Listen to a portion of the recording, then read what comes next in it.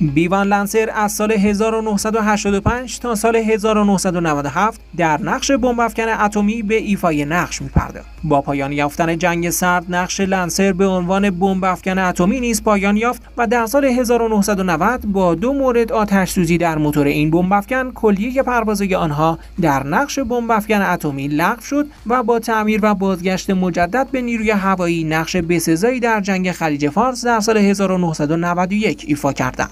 سپس از این بمب‌افکن در گارد هوایی ملی آمریکا استفاده شد. عملیات نظامی بعدی در سال 1998 و حمله به زیرساخت‌های عراق توسط آمریکا و انگلیس بود و پس از آن در سال 1999 به همراه نیروهای متحده در بالکان حضور فعال داشت. در جنگ افغانستان در سال 2001 و سپس اشغال عراق در سال 2003 این بمب‌افکن حضوری پررنگ داشته و بسیاری از نقش‌های بمب‌افکن قدیمی B-52 را بر عهده گرفت. آخرین مورد عملیات